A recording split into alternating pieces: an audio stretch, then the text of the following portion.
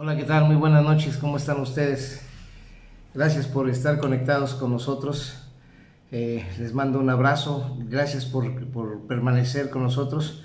Y hoy vamos a tener una enseñanza que tiene que ver con algo que nosotros hemos estado compartiendo de muchas maneras y durante mucho tiempo. Vamos a hablar acerca de lo que es la unidad. La gente normalmente habla de unidad y todo el mundo piensa que solamente es tener una aglomeración o cuidar de unos de otros, pero nadie entiende correctamente cuál es el tipo de unidad a la que nosotros nos estamos refiriendo o a cuál es el tipo de unidad a la que se refiere la palabra de Dios. Yo quisiera iniciar, si ustedes me hacen favor de tomar sus Biblias o de tomar un cuaderno con algo para anotar. Vamos a tener algunos versículos que me gustaría que ustedes los pudieran corroborar en casa. Así que por favor tomen nota. Estamos hablando del libro de los Efesios, capítulo 4, verso 13. Efesios 4:13 dice: hasta que todos lleguemos a la unidad de la fe y del conocimiento del Hijo de Dios, a un varón perfecto, a la medida de la estatura de la plenitud de Cristo. Lo que estamos viendo. ¿Qué tal, David? Buenas noches, gracias por conectarte. Te mandamos un abrazo para ti y para Rosy. Entonces, estamos hablando aquí que dice que tenemos que tener un tiempo, un momento. Manolo, gracias por estar conectado. Mira, la familia conectándose. No sé si están en el mismo lugar, pero qué bueno que están conectándose. Dice que tenemos que, hasta que todos lleguemos a la fe, o sea, hay un lapso de tiempo del que está hablando esta palabra, en la que nosotros tenemos que ir perseverando hasta encontrar o podamos llegar a la unidad de la fe. Es decir, la unidad nosotros lo hemos estado hablando de muchas maneras, pero no sabemos exactamente cómo lograrlo. Ahora, la unidad de la que estamos hablando hoy en este día es una unidad que no está en nuestras manos, ni en nuestro conocimiento, ni en nuestra buena voluntad, ni en nuestras buenas intenciones. Es una unidad que es diferente. Por eso está hablando aquí, dice, hasta que todos llegamos a la unidad de la fe. Y dice, y del conocimiento del Hijo de Dios. O sea, tenemos que llegar son dos tipos de fe o digo de unidad, o es una unidad con dos diferentes formas de concebir. Eso es lo que vamos a platicar el día de hoy. Entonces vamos a empezar. Yo creo que si nosotros hablamos acerca de la unidad, yo pienso que debemos de examinar el tema bíblico de la unidad para no correr el riesgo de ser engañados o de ser o de tergiversar el asunto del que estamos hablando. Es bien sabido que el enemigo, ¿verdad? Satanás siempre está buscando un tipo de unidad, pero esa unidad es muy diferente a la que plantea nuestro Padre Celestial en la palabra, porque Satanás siempre está buscando una unidad, pero alrededor de sí mismo, no alrededor de Dios. Señora Yolanda, gracias por estar conectada con nosotros. Gracias, Yoli. Vamos a ver que mira, mi esposa dice que nunca la saludo. Qué bueno que estás aquí, aunque estés aquí atrásito de mí. La Torre de Babel es el resultado de una especie de unidad que no tiene que ver con la unidad que plantea Dios, sino que es una unidad que estaba planteada alrededor de Satanás, alrededor del enemigo, alrededor de la violencia, alrededor de la desobediencia, de la rebeldía. Y por otro lado, el querubín caído, Satanás, concibió en su corazón el sentarse en el monte del testimonio, ¿verdad? Nos habla de eso el libro de Ezequiel, de modo que todavía tiene esa intención de hacerse pasar por Dios, de hacer creer a la gente que podemos llegar a ciertas cosas según nos lo plantea a través del pensamiento humano. Y utiliza fraudulentamente muchas imitaciones de unidad, pretendiendo tomar el lugar que solo le corresponde a nuestro Señor. Entonces, quiero que me acompañen un momentito al libro de Génesis, capítulo 11, del verso 1 al 8.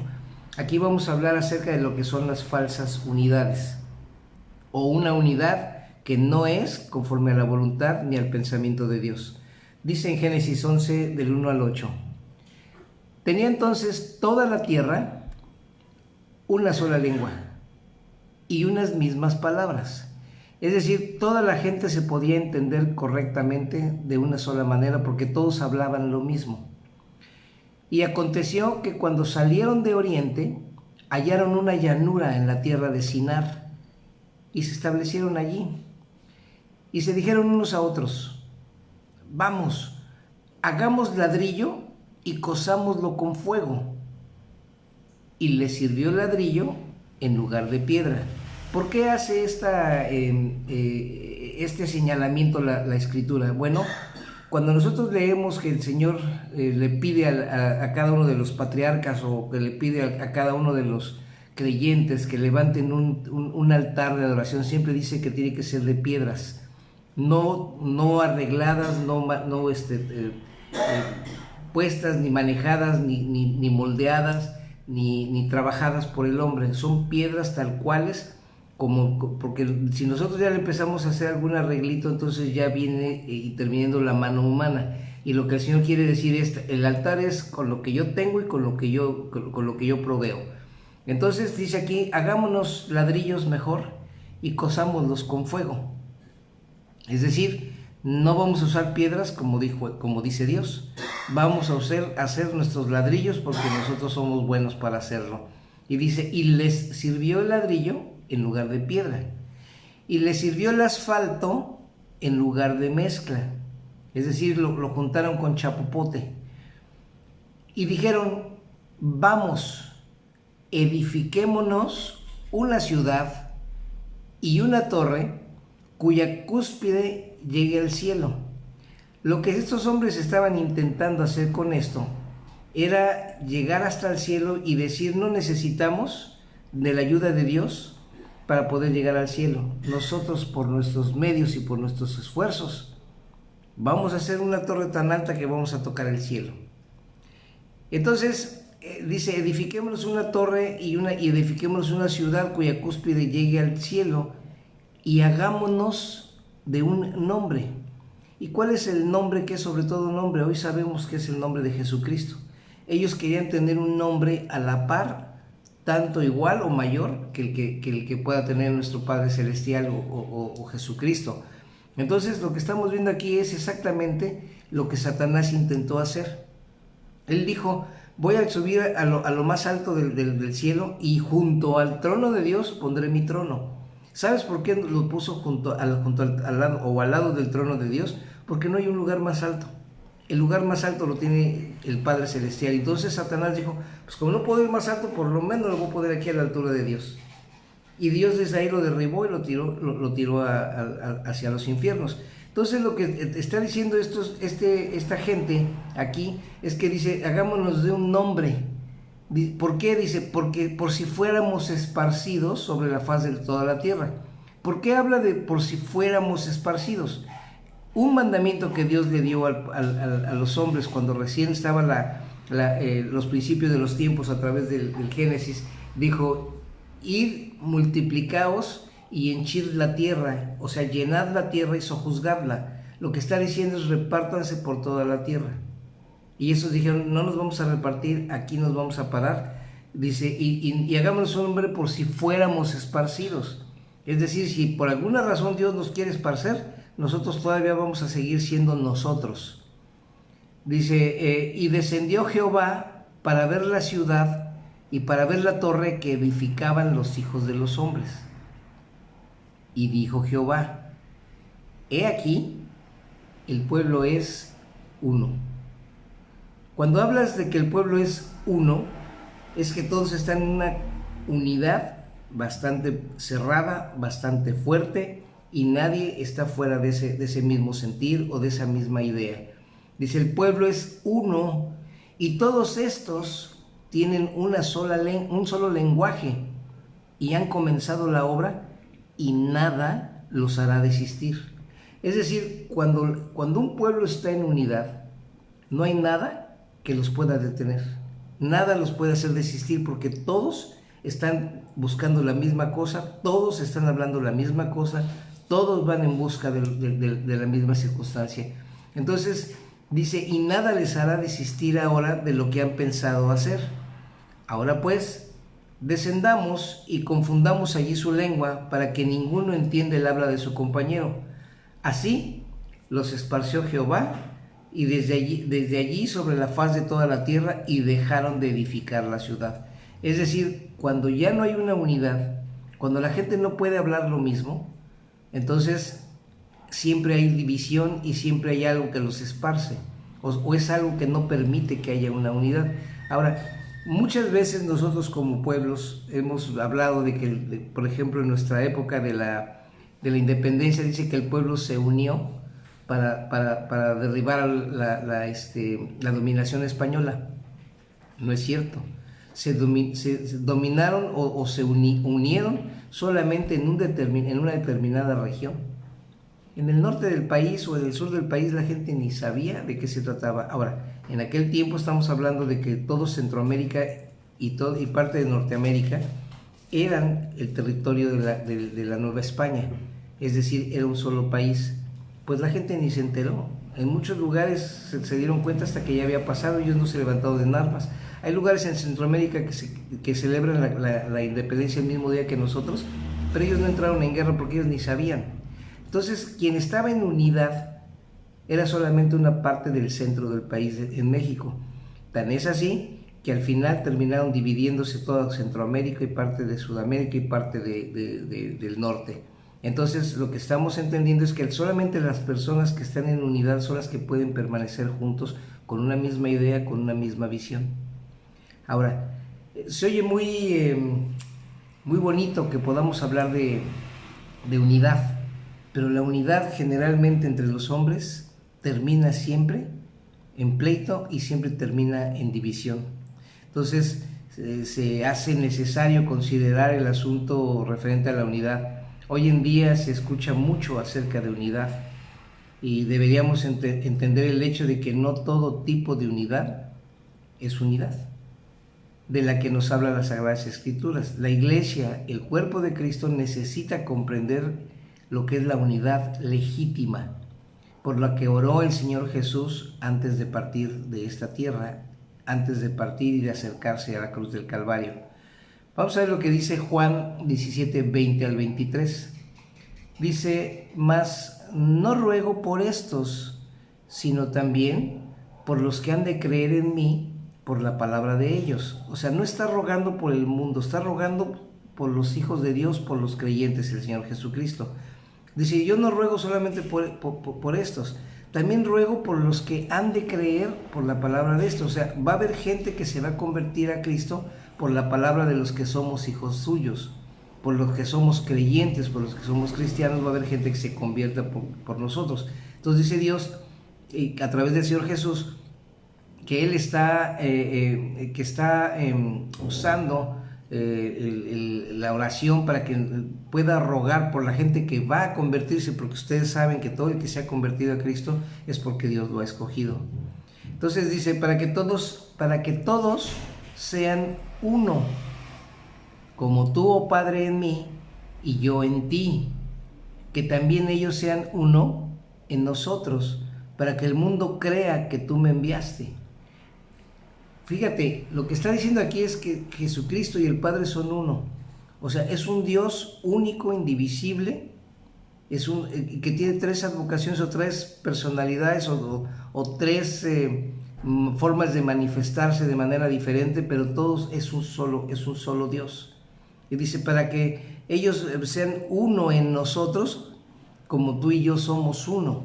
Es decir, Jesús está orando porque la gente que cree en Él, o la gente que se ha convertido, pueda convertirse también en uno, o que tengamos una unidad con el Padre y una unidad con el Señor Jesucristo, una unidad en el Espíritu Santo. Ellos están esperando que seamos uno solo. Hay muchas religiones hoy, hay muchas ideas. Los de la nueva era dicen que nosotros todos somos Dios, o que todos somos parte de Dios. La realidad es que la palabra nos está enseñando, dice que está orando para que en un momento todos podamos ser uno, no que ya lo seamos, que podemos serlo. El Padre nos está enseñando en la palabra. Dice, para que todos sean uno, como tú, oh Padre, en mí y yo en ti, que también ellos sean uno en nosotros, para que el mundo crea que tú me enviaste. La gloria que me diste yo les he dado, para que sean uno, así como nosotros somos uno. Entonces, si te das cuenta, están hablando aquí de una unidad totalmente diferente, que no tiene nada que ver con la unidad del mundo, porque la unidad que nosotros tenemos como seres humanos la contemplamos solamente entre seres humanos. Casi nunca estamos contemplando la unidad con Dios. Y Dios habla de una unidad en la cual se contemplan a sí mismo Dios, pero nos incluye con Él. Entonces, la unidad a la que nos estamos refiriendo es una unidad que tiene que ver con la unidad del Padre y con la unidad de los hijos de Dios.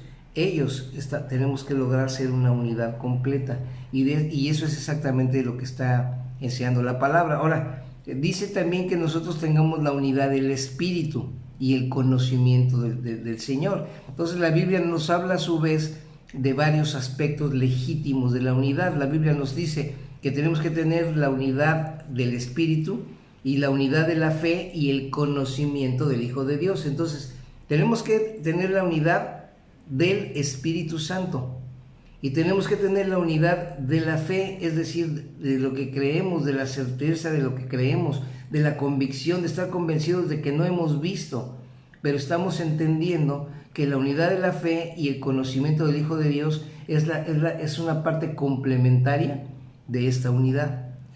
Ahora, estamos hablando de estas dos cosas, la unidad del Espíritu y la unidad de la fe y el conocimiento del Hijo de Dios. Todo esto es la unanimidad alrededor de Dios. Estos diversos aspectos deben de ser examinados de manera minuciosa y aceptados a la luz de las Escrituras. Uno es fundamento del otro. No pueden venir las cosas separadas. Uno es continuación o condición del otro. No puede venir uno sin la otra parte. Nancy, gracias por conectarte, te mando un abrazo.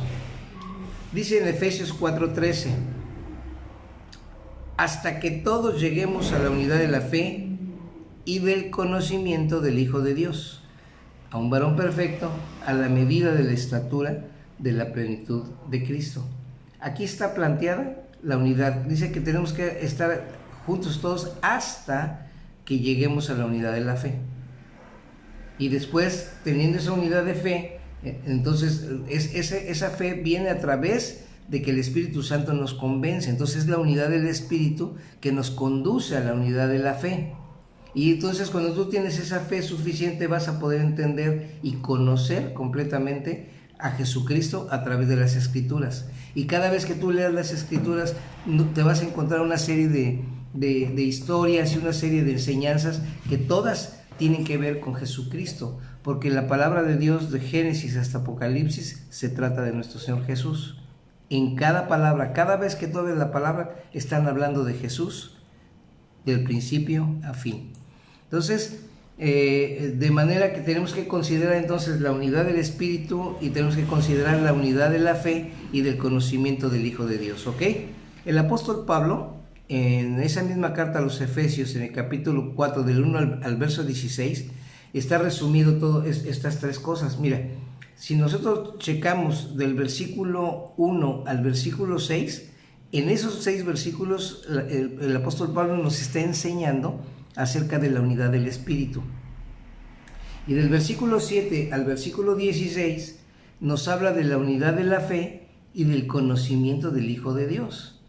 Entonces, vamos a ver lo que dice la palabra, ¿no? Dice en Efesios 4, del 1 al 13, dice lo siguiente.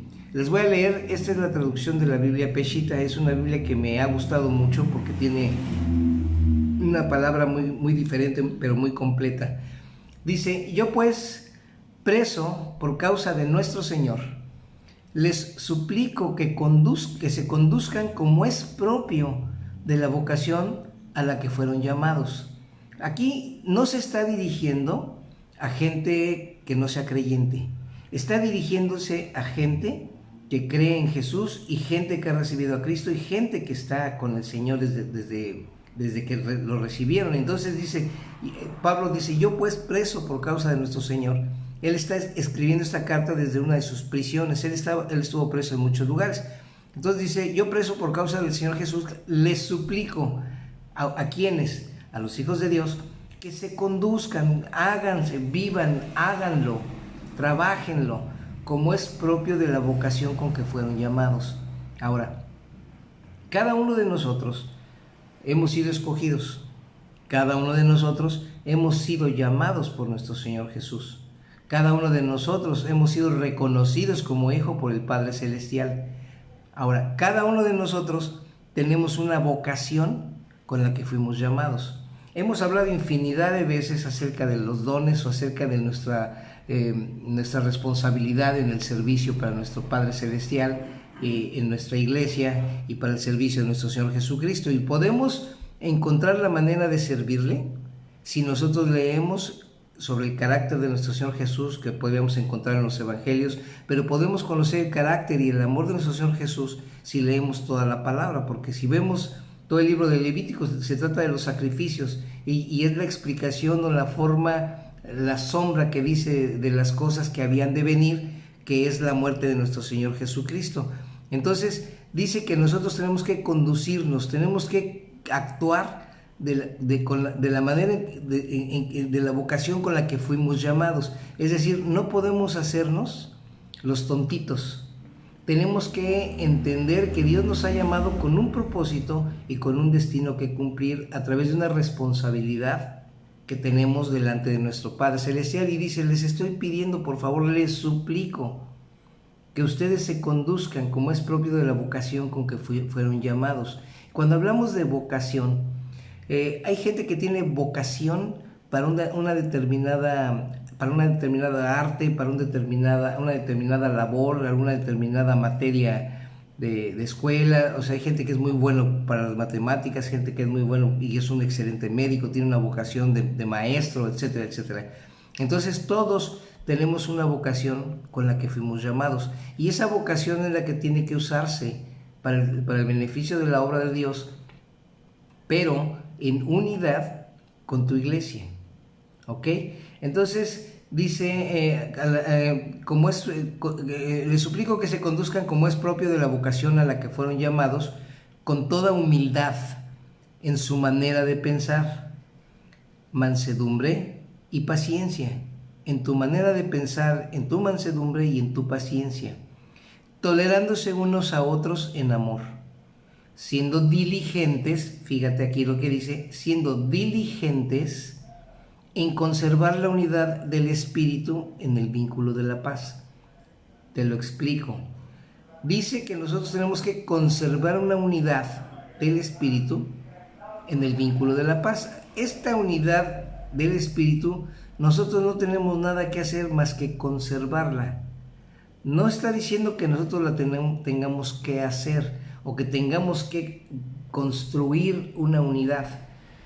Esta unidad el Espíritu Santo nos las da y nosotros unánimemente creemos en el Señor Jesucristo. Casi todos, al menos los de esta congregación, unánimemente creemos en el Espíritu Santo y unánimemente creemos que la obra del Padre a través de la obra redentora de nuestro Señor Jesucristo y de la cruz del Calvario nos ha limpiado y nos ha llamado para ser parte de su reino, y eso nos lo convence el Espíritu Santo a través de Él. Entonces tenemos que comprender que la unidad del Espíritu es algo que Dios nos dio, es algo que nosotros no construimos, es algo que nosotros solamente tenemos que conservar, que tenemos que cuidar. Ahora fíjate, si yo te digo, yo necesito que conserves, no sé, te voy a dar un vaso bonito y yo necesito que lo conserves. Para que tú puedas conservar algo, es necesario que primero lo recibas. Tú no puedes conservar algo que no te he dado. ¿Cómo te digo yo? Necesito que conserves esta llave, necesito que conserves este billete, necesito que conserves esta caja. Para que tú lo puedas conservar necesitas tenerlo. Y el Espíritu Santo nos ha otorgado una unidad, la cual nosotros debemos conservar. Dice, y la tenemos que conservar. Ahí te va el propósito, dice, siendo diligentes en conservar la unidad del Espíritu Santo en el vínculo de la paz, para que sean un mismo cuerpo. O sea, todavía no somos un mismo cuerpo. O somos un mismo cuerpo en vías de desarrollo, como un embrión. Cuando el bebé nace es un cuerpo completo. Mientras no nace es un cuerpo que es completo, pero que está desarrollándose. Los pulmoncitos se van desarrollando, los dedos, las uñas, el ojo, y después va saliendo el pelo. Y cada una de estas cosas se va desarrollando en un determinado tiempo para que llegue el momento en que nazca y sea completo. Nosotros hemos sido transformados o hemos sido engendrados por el Padre, no por voluntad de humano, sino que hemos sido engendrados por el Padre, dice la Escritura, y nosotros estamos ahorita en ciernes, habrá algunos que ya nacieron de nuevo, yo espero que sean los que han nacido de nuevo, y entonces nosotros podamos decir, tenemos la responsabilidad de cuidar, de conservar la unidad del Espíritu para que yo pueda ser parte de este mismo cuerpo, que es el cuerpo de Cristo, que es la iglesia. Dice, para que sean un mismo cuerpo y un mismo espíritu, de la misma manera en la cual fueron llamados en una misma esperanza de su vocación.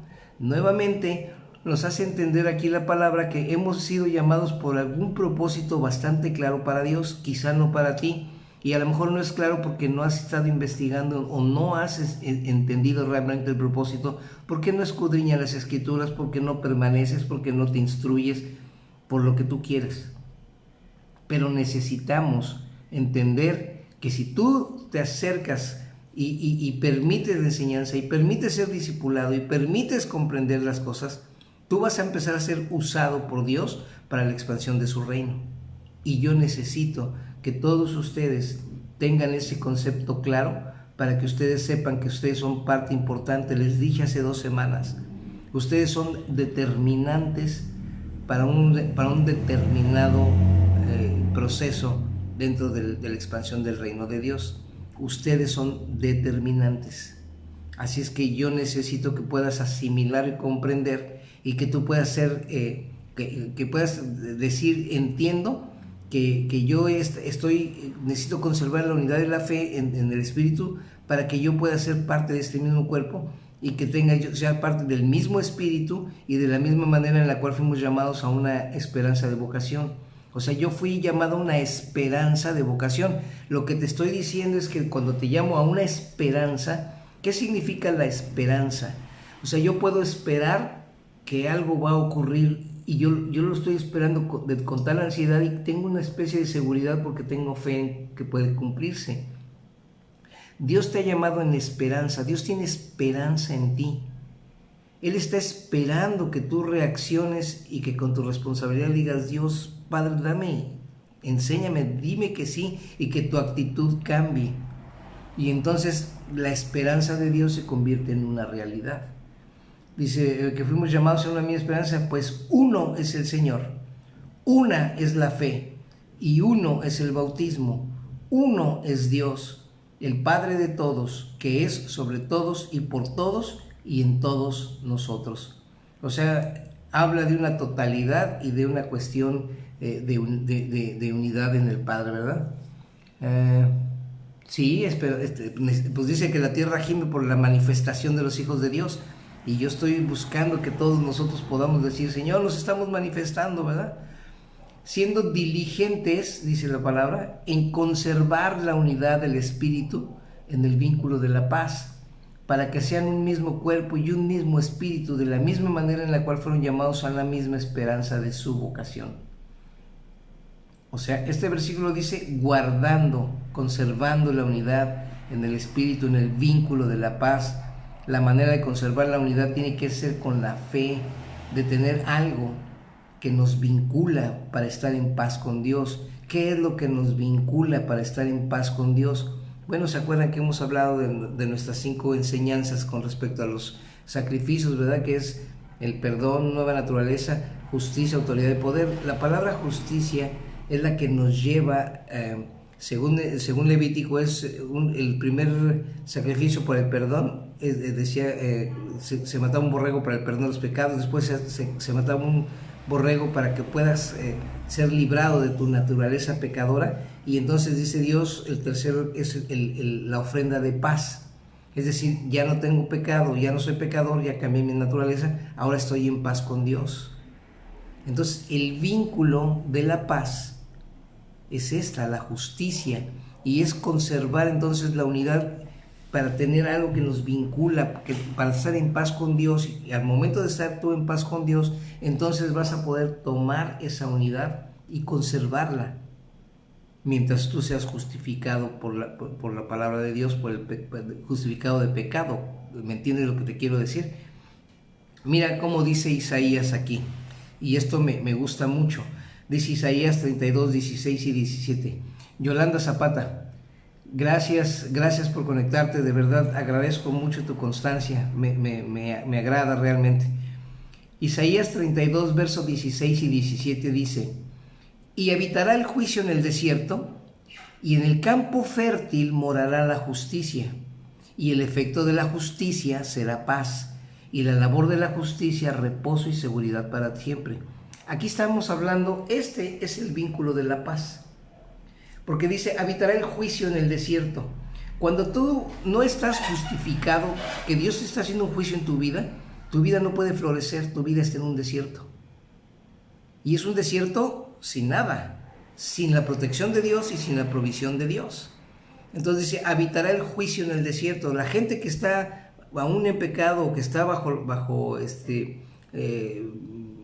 la maldición de no estar liberado por la paz que ofrece nuestro Señor Jesucristo, entonces dice que ahí va a habitar el juicio en el desierto, y en el campo fértil morará la justicia. Ahora, ¿qué es un campo fértil?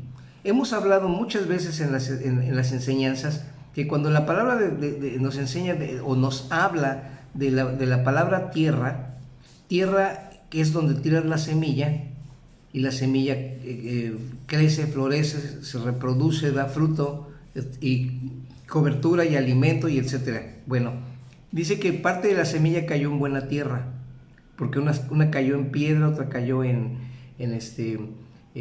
aún junto al camino, otra quedó esparcida, y una llegó el enemigo y se la llevó, y etcétera. ¿Se acuerdan de la parábola del sembrador? Dice, pero una parte de la semilla cayó en buena tierra. Es decir, dice que cuando les explican sobre el significado de la parábola, el Señor Jesús les dice, la semilla es la palabra de Dios, y la tierra fértil es donde se reside la palabra y crece y da fruto al 30, al 60 y al 100 por uno. Lo que estamos entendiendo entonces es que cada vez que hablan de tierra estamos hablando de una mente entregada, una mente que permite el desarrollo de la palabra de Dios para que tú la comprendas, crezca, se reproduzca y sea un árbol frondoso. Entonces, dice, y habitará el juicio en el desierto, y en el campo fértil morará la justicia. ¿Por qué? Porque cuando tú empiezas a comprender la palabra de Dios y la estamos explicando en un momento dado, tú la comprendes ahorita y de repente dices, wow, me está cayendo el 20, quiere decir que cayó en buena tierra, y que entonces aquí va a empezar a vivir la justicia. ¿Se acuerdan? Es el tercer sacrificio, la ofrenda de paz. Es lo que permite que tú estés en paz con Dios. Perdón, nueva naturaleza, justicia, autoridad y poder. Justicia, la justicia es la paz que nos permite estar delante de Dios sin deberle ni pecado, ni deberle una naturaleza pecadora, porque nos ha limpiado y nos las ha quitado a través del sacrificio de nuestro Señor Jesús. Entonces dice, y el efecto de la justicia, el tercero dice, será paz, porque es la ofrenda de paz. ¿Sí? Estamos conscientes, dice, y la labor de la justicia, o sea, esta paz va a trabajar en nosotros, dice, nos va a dar la seguridad y el reposo para siempre. Es decir, estaremos tan en paz con Dios que vamos a estar, mira, quitados de la pena. Y Dios nos está diciendo que tenemos que entrar a la tierra del reposo, que es la tierra prometida. La tierra prometida para nosotros, dice en Hebreos, que dice, entran al reposo del Señor, ¿verdad? La tierra del reposo, estamos hablando de eso, dice la palabra del Señor, ¿no? Ahora, de los versos del 1 al 6 ya dijimos que hablaban de la unidad del Espíritu. Ahorita vamos a hablar de la unidad del conocimiento de nuestro Señor. Mira lo que dice del verso 7 al 13. No obstante, a cada uno de nosotros le es conferida la gracia según la medida del don de Cristo. Es decir, a cada uno de nosotros, según de acuerdo a la vocación con la que hemos sido llamados, Dios nos da la posibilidad de tener una medida de don, de gracia, para que trabajemos justo con la medida y justo en lo que nosotros podemos hacer por el Señor. No más. No puedes esforzarte ni decir, es que yo no puedo hacer lo que hace el hermano. ¿Qué te importa lo que haga el hermano? ¿Qué puedes hacer tú? Si aquel tiene la posibilidad de compartirle y hacer que se convierta en 200 gentes, esa es la medida de la gracia que Dios le dio. Pero si tú nomás puedes decirle a uno y se convierte uno, esa es la medida que Dios te dio para que tú lo hagas. Entonces dice, no obstante, cada uno de nosotros le es conferida la gracia según la medida del don de Cristo.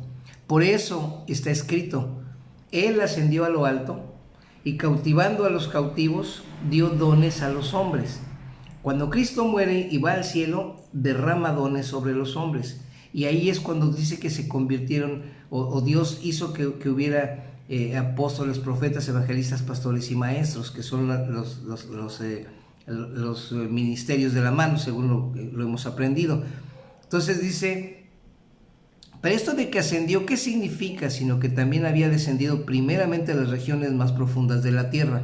Por tu causa y por la mía, Jesucristo tuvo que ir hasta el infierno, y allí en el infierno Satanás le dijo, te vencí, y él le dijo, pues ¿de qué pecado me acusas? No, pues de ninguno. Pues dice la palabra de Dios en Romanos 6:23, la paga del pecado es muerte. ¿De qué pecado me acusas? De ninguno. La muerte no me puede retener. Así que chao, te vencí yo, y como me mataste sin deberla, entonces ahora me llevo también esos que tienes aquí. Y entonces ascendió llevándose cautiva la cautividad, dice la palabra, ¿verdad? Dice, entonces, descendió, dice, y él mismo constituyó a unos apóstoles, a otros profetas, a otros evangelistas, a otros pastores y maestros, para la madurez de los santos, para la obra del ministerio, para la edificación del cuerpo de Cristo, hasta que todos seamos uno en la fe, conforme al conocimiento del Hijo de Dios. Es decir, hay apóstoles, profetas, evangelistas, pastores y maestros para que nosotros ayudemos a la gente y podamos llevarlos a la unidad con el Señor Jesús, al conocimiento de nuestro Señor Jesucristo. Porque tú no puedes conocer, si no conoces al Señor Jesucristo, tú no puedes saber lo que es un pastor. Si no conoces al Señor Jesucristo, tú no puedes enseñar la palabra de Dios. Pues ¿cómo? Si no lo comprendes. Si tú no conoces al Señor Jesucristo, tú no puedes ser un evangelista. ¿Qué le vas a decir a la gente si tú no conoces al Señor Jesús? ¿Cómo le vas a decir, el Señor Jesús te salvó, no lo conozco, pues no puedo hacerlo?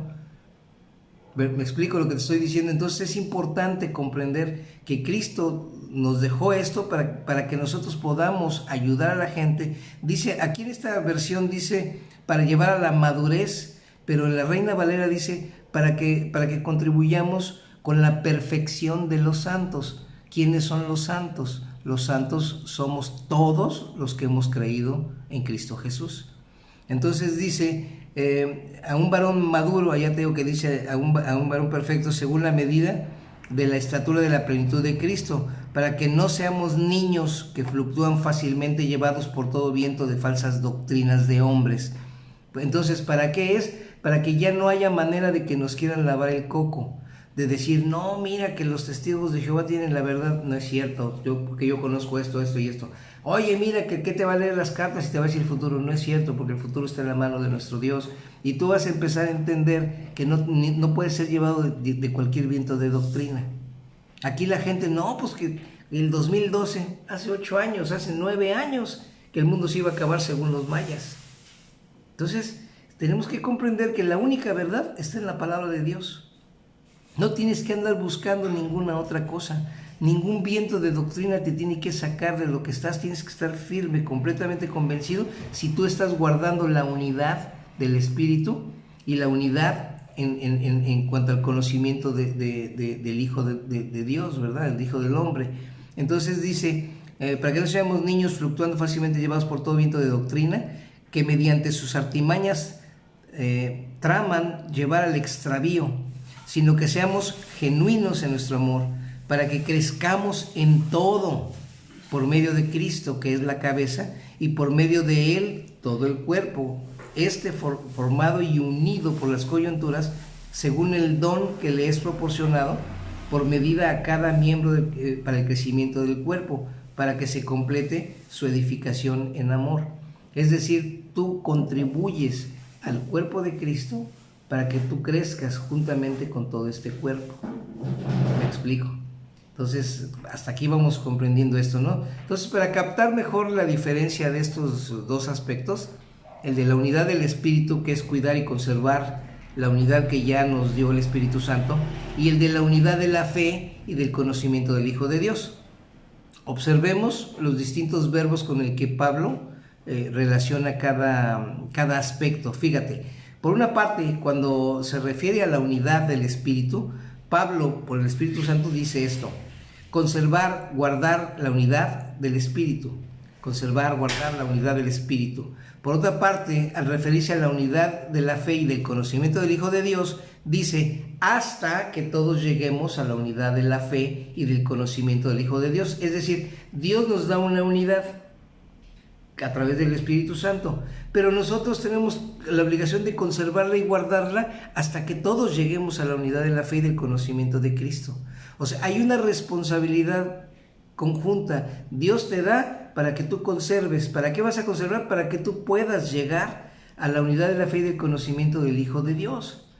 De modo que la unidad del Espíritu ya es un hecho. Ese ya está dado, que ya existe, el cual debemos guardar de manera continua. En cambio, la unidad de la fe y del conocimiento del Hijo de Dios es una meta que tenemos que alcanzar hasta que todos lleguemos. ¿Te das cuenta? Entonces, la secuencia en esto es, pues, primero, guardar para poder llegar. Tú no lo guardas, nunca vas a llegar. ¿Comprendes? Entonces, guardar primero para poder alcanzarlo, ¿ok? Claro está que guardar implica haber recibido algo que ya fundamentalmente nos dio a través de la fe. ¿Tú tienes fe que Dios te ha dado ciertos dones? Bien haces. ¿Tú tienes fe que has sido salvado? ¡Qué bien! Bien haces. ¿Tienes la fe suficiente para creer que hace 2000 años alguien murió en el Calvario a causa de tus pecados que hiciste 2000 años después? Pues, está difícil creer, pero tengo la fe suficiente para creerlo. Entonces, la fe inicia primero para tu salvación.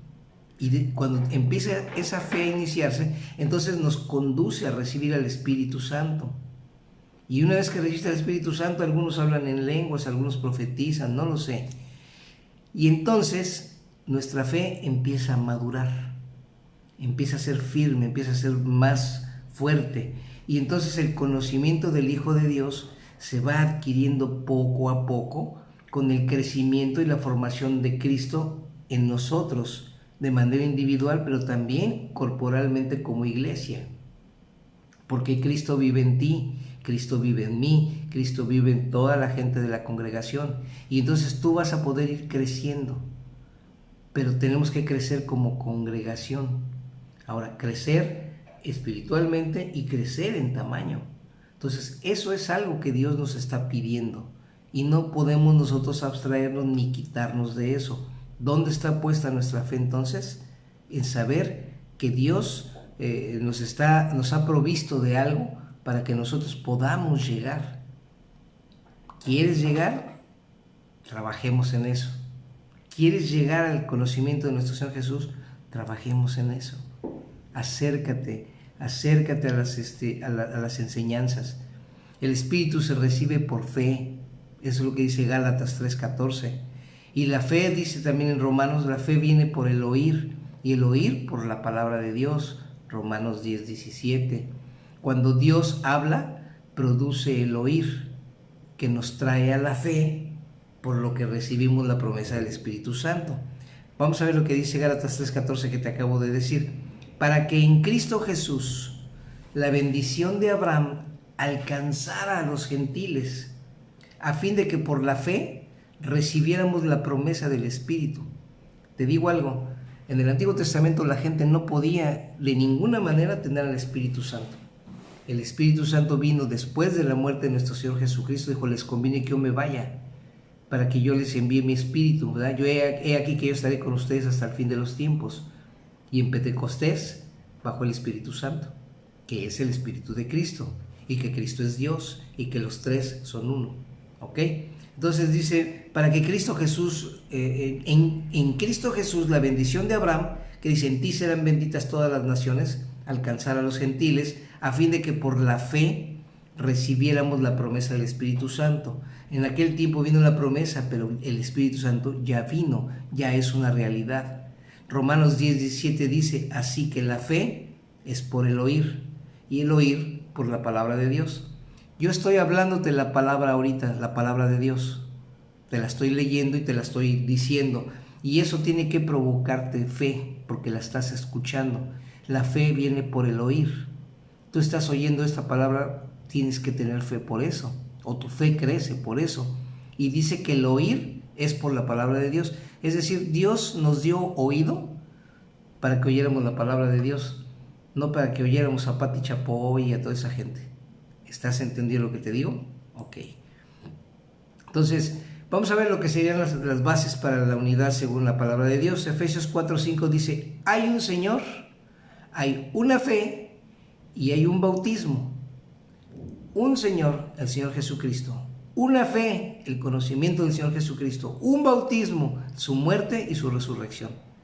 Esa fe se refiere fundamentalmente a la revelación de Dios en Cristo Jesús. Se refiere a la identidad de Jesucristo como el Hijo de Dios y como el Mesías Salvador, el Mesías Redentor, su muerte expiatoria y su resurrección. Se refiere al perdón de los pecados por su sangre, se refiere al arrepentimiento de nuestros pecados, se refiere a la promesa del Espíritu de una vida eterna. ¿Crees en una vida eterna para ti? Porque todo empezó con la revelación de Cristo a tu vida y de tu fe que empieza a crecer. ¿Por qué? Porque estás conociendo al Señor Jesucristo, has ido creciendo en la fe del conocimiento del Hijo de Dios. Mira lo que dice la primera carta de Juan, capítulo 5, verso 1. Todo aquel que cree que Jesús es el Cristo es nacido de Dios. ¿Crees tú que Jesús es el Cristo, el Mesías? Pues eres nacido de Dios. ¿Tú no crees que Jesús es el Cristo? No eres nacido de Dios. Entonces, no me digas, es que yo no estoy seguro si soy nacido. ¿Crees en Él? Eres nacido. 1 Corintios 6:17 dice, el que se une al Señor, escucha, si tú tienes tu Biblia y la subrayas o memoriza este versículo, 1 Corintios 6:17, 1 Corintios 6:17, repite, 1 Corintios 6:17. El que se une al Señor, estás unido al Señor Jesús, es un espíritu con Él. Hay una unidad con Él. Y entonces, ¿lo crees? Pues entonces que tienes fe en el conocimiento de quién es Jesucristo. ¿Ves cómo tiene sentido lo que estamos hablando? Toda persona que tenga sinceramente esta legítima fe ha nacido de Dios gracias al Espíritu Santo y por el Espíritu está unido al Señor y está unido al Padre. Por la fe, pues, se recibe el Espíritu y entonces tú estás en unidad con nuestro Padre, con el Hijo y con el Espíritu Santo. Las características de esta unidad, ahora bien, el apóstol Pablo continúa con su tono explicativo desglosando las características que identifican la unidad del Espíritu, las cuales son Efesios 4, del 4 al 6, dice, un cuerpo, un espíritu, un Señor, una fe, un bautismo, una misma esperanza, un mismo Dios, Padre sobre todos, Padre por todos y en todos. O sea, si tú no me dices cuáles son las características de la fe, pues aquí nomás lo leemos y entendemos cuáles son sus características. Quienes compartimos la fe y el Espíritu Santo en su sentido fundamental, participamos de la unidad del Espíritu y lo único que nos pide es que la conservemos, ¿verdad? Dice que guarden la fe, que guarden la unidad que les ha sido dada. El cuerpo de Cristo es pues la esfera y el lugar donde se guarda la unidad del Espíritu, es decir, la iglesia es el único lugar donde se puede guardar esta fe, porque entonces estando todos en común podemos creer que el Señor está, y entonces nos fortalecemos unos con otros y nos fortalecemos en nuestra fe. Por eso es tan importante que nos congreguemos pronto. Al final les voy a dar una noticia. Entonces dice, el cuerpo de Cristo integra pues esta esfera, ¿verdad? Nuestra alma es la sede de la conciencia aquí, ¿verdad? Esta es nuestra alma. Es lo que tú quieres, lo que tú sabes, lo que tú crees, tus miedos, tus emociones, tu esencia como persona está aquí. Entonces, esta es nuestra alma. Todos somos cuerpo, alma y espíritu, ¿ok? Entonces, nuestra alma es la sede de la conciencia, de la intuición, donde tenemos la percepción espiritual. Yo sé que aquí puedo percibir al espíritu. Quizá no lo comprendo, pero lo puedo percibir aquí.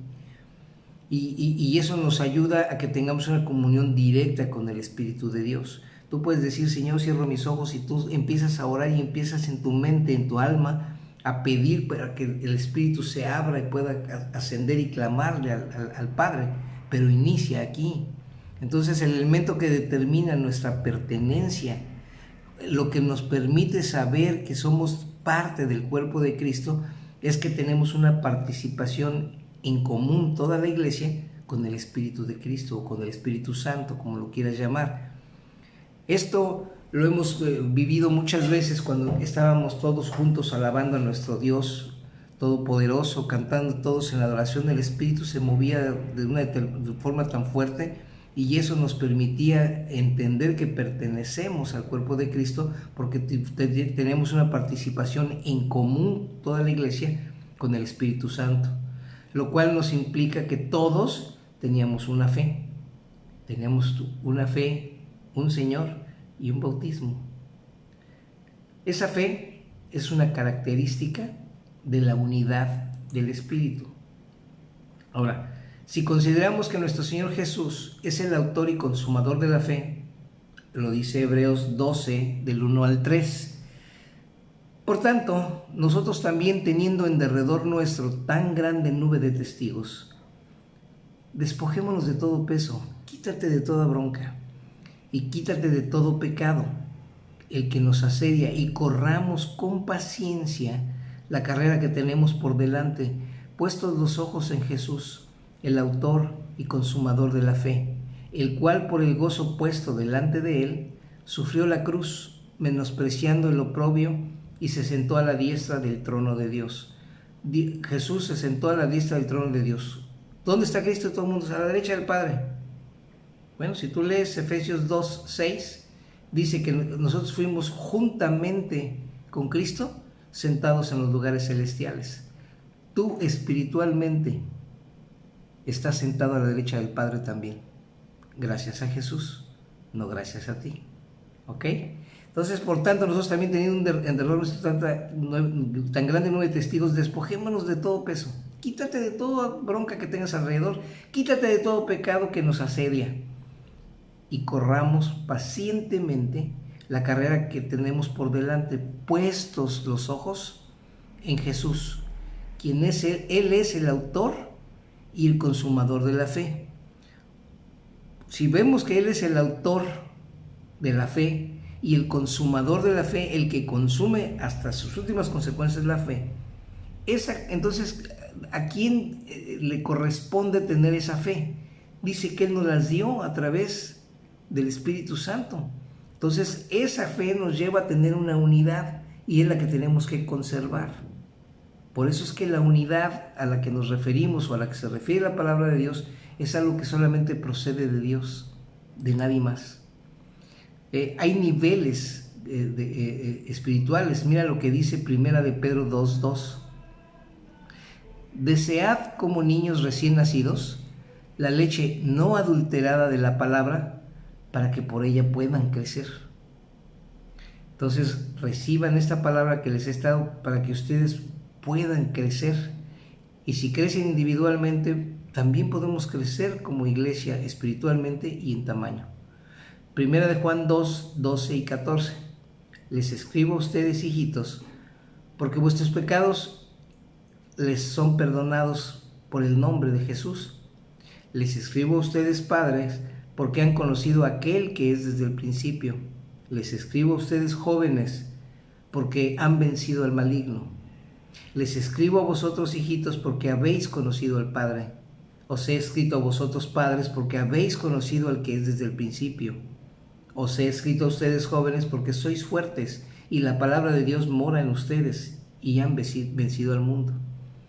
Escúchame tú, joven. Dice que tú has vencido al mundo. ¿Realmente has vencido al mundo? Lo venciste a través de Jesús, pero necesitas tener la fe suficiente. Y si tienes la fe suficiente, entonces no tiene por qué convencerte la gente del mundo a que peques. La otra dice, les escribo jóvenes porque ustedes son fuertes y la palabra de Dios vive, habita en ustedes y han vencido al maligno. Esto es algo que tú tienes que tener por fe, pero son niveles. Cuando habla aquí de hijitos, jóvenes, padres, está hablando de etapas como cristianos. Cuando eres un recién convertido, eres un hijito. Cuando estás creciendo en el Evangelio, eres un joven. Pero cuando ya eres un padre en el tiempo y en la madurez de la palabra, tú tienes responsabilidades más fuertes. ¿Te das cuenta de lo que te digo? Wow, Jesse, qué bueno que estás conectada, te mando un abrazo. Bendiciones para ti, para el bebé. Un abrazo para todos ustedes. Gracias, Jesse. Y vamos a terminar, mira lo que dice 1 de Pedro 5, del 1 al 3. Ruego a los ancianos que están entre ustedes, es decir, a la gente todavía más madura en la palabra, yo anciano también con ellos, y testigo de los padecimientos de Cristo, que soy también participante de la gloria que tiene que ser revelada. Apacentad a la grey de Dios. Hay que apacentar o darle paz a la congregación de Dios que está entre ustedes, a Mundo de Fe Cancún Sur, cuidando de ella, no por fuerza, sino voluntariamente. A mí nadie me forza, yo lo hago voluntariamente, no por ganancia deshonesta. Yo tengo mi trabajo, yo no vivo de esto, sino de ánimo pronto, y no como queriéndome enseñorear de ustedes, que son la heredad de Dios, sino siendo ejemplo para la grey, es decir, ejemplo para la congregación. Ahora, esta misma palabra, tú tienes que tomarla para tu casa, para que tú seas ejemplo en tu casa. La grey de tu casa, las ovejas de tu casa, siendo tú el jefe de familia quien pastorea esas ovejas en casa, tiene que ser de esta misma manera. Y tiene que comportarse, como dijimos en un principio, de acuerdo a la vocación con que fuisteis llamados. Entonces no tienes ninguna excusa para poder evitarlo. Así que no le des la vuelta, tú eres parte de esto, y quiero decirte que necesitamos manifestar esta unidad como congregación. Les quiero comentar que estamos a punto de recibir un terreno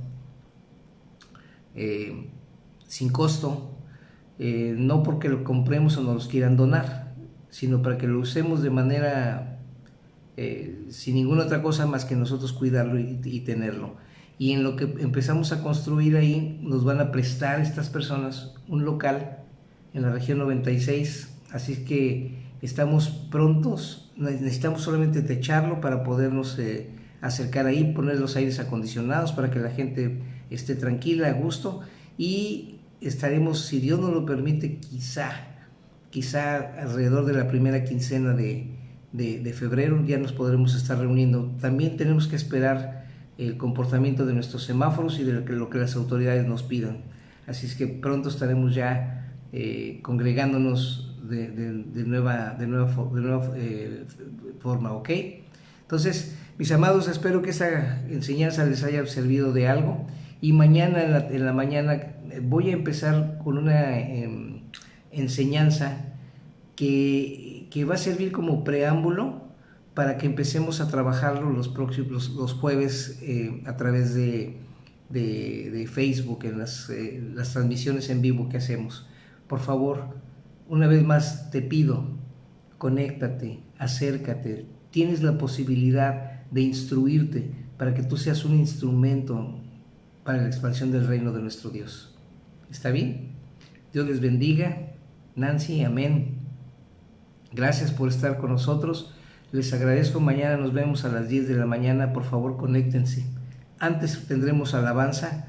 Y aunque no es lo mismo cuando estábamos todos juntos, por lo pronto es una manera de levantar, alabar, bendecir a nuestro Dios. Dios les bendiga. Estamos terminando.